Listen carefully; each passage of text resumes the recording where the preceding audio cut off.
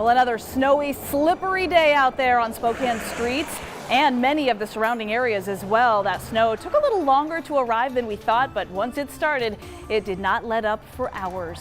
Good afternoon, everyone. Thank you for joining us here for KREM 2 News First at 4. I'm Whitney Ward. And I'm Tom Sherry. Well, the snow is just starting to slow down now, but still caused a lot of travel troubles out there today. When we take a look at our, you can see that live look outside. Main roads are in pretty good shape, but it's the side roads right now, which are really in poor shape. Let's take a look at the weather advisory map.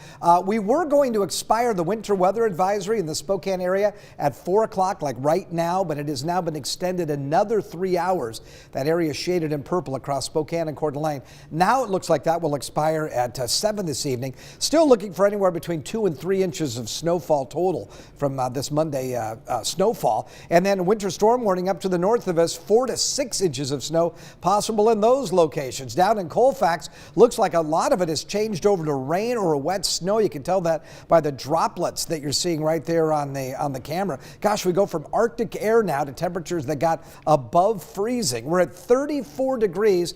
It has been blowing, though. We've had some really strong winds, almost up to 40 miles per hour here at the Spokane area at the airport, and much stronger winds even farther south of us. That's where the snow continues to fall across southeastern Washington, the Washington and Idaho Palouse, and again across areas of North Idaho. There's a closer view of what's going on in Spokane, and as you can see, our snowfall really beginning to let up right now. So we'll look for an overnight low of 21. So wherever it melted today, it is going to freeze up. And then we've got more snow scheduled for tomorrow. We think that'll arrive mostly in the afternoon with a daytime high of only freezing. As we look ahead to the weekend, right now, mostly dry, 34 on Saturday, 33 on Sunday. We'll talk more about more snow this week in your 7-day forecast coming right up. All right, Tom, thanks very much. And this is a live look in downtown Spokane right now. You can see the streets as well as the sidewalks and the walking paths not in terrible shape right now.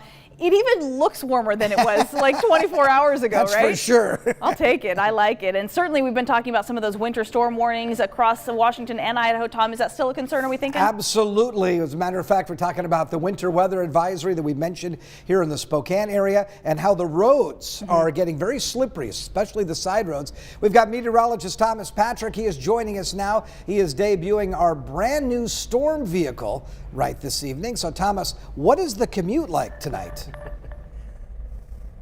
Yeah, hey there, Tom and Whitney. We are in the brand new Storm Tracker, the Jeep. It's got a bunch of cameras around it to give you the best idea of what these road conditions are. We can tell you this, most of the arterials and the major roadways are doing okay, but not all of them. In fact, we found one of them that looks a little bit worse overall. We're kind of at the we're at the intersection of Perry and 37th, and it's 37th Street that has definitely fared the worst of any of the major arterials. Looks like the South Hill got hit pretty hard as well. We kind of pan off to the right here. Again, major roadways look like they're okay, but you get to, like, you know, the sidewalks and these driveways, you got somebody shoveling right there. I mean, it's going to take a lot of effort to get a lot of the snow off the roads. You take a look behind us as well. Again, it does not look like this has been plowed or treated very well, if at all. So it's one of the roads that it's definitely faring the worst overall in terms of arterials, but the side streets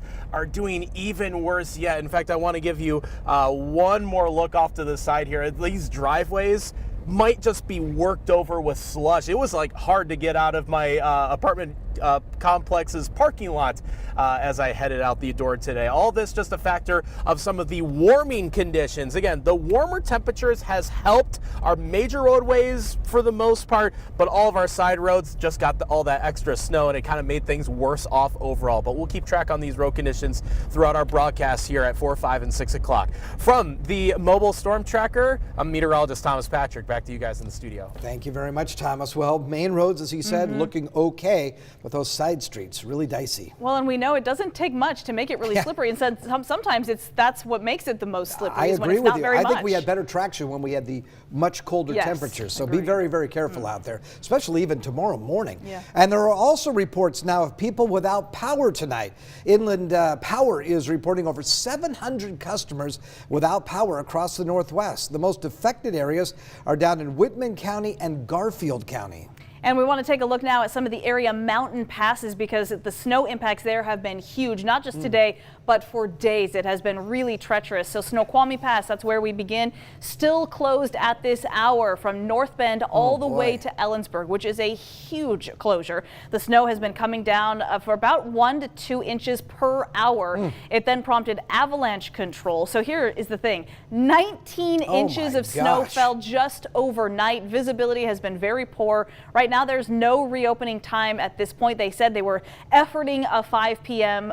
Reopening, but again, that is just what they're hoping for. It's just going to depend on conditions. All right, let's take a look at White Pass now. Also closed because of slide-offs and heavy snowfall. There is also no estimated reopening for that pass. There's a closure on Stevens Pass as well right now.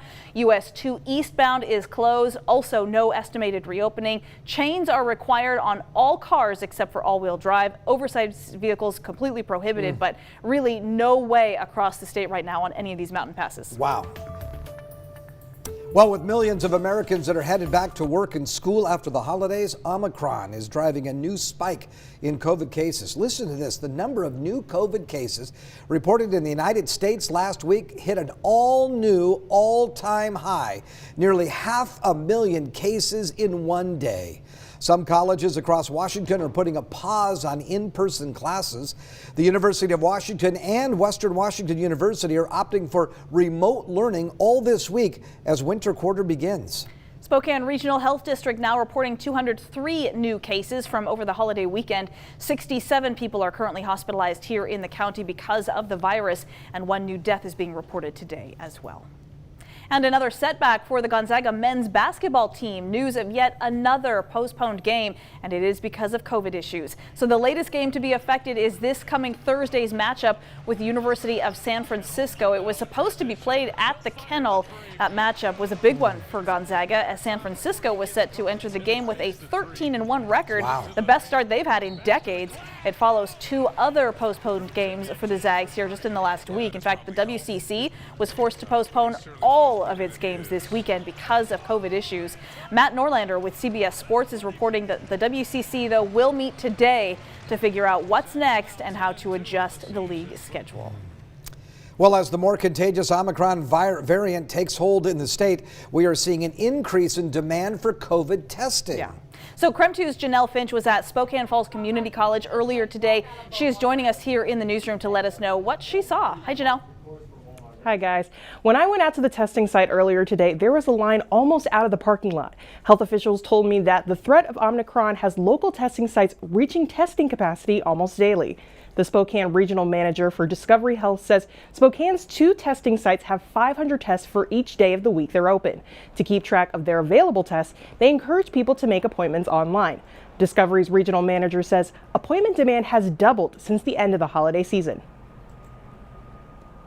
Extremely busy. Our testing volume has actually doubled, to say the least.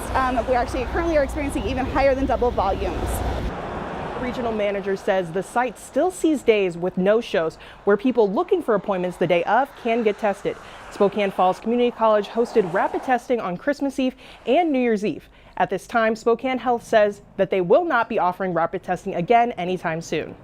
A public health nurse with Spokane Regional Health did tell me that they are hoping to open additional testing sites in the future. The regional manager for Discovery Health said that if you plan on getting a COVID test over the next few weeks, expect a significant wait time and arrive early. In the newsroom, Janelle Finch, KREM 2 News. Good advice there, Janelle. Thank you very much. Well, it has been more than 4 years now since the Freeman High School shooting, and the case still hasn't been resolved in court.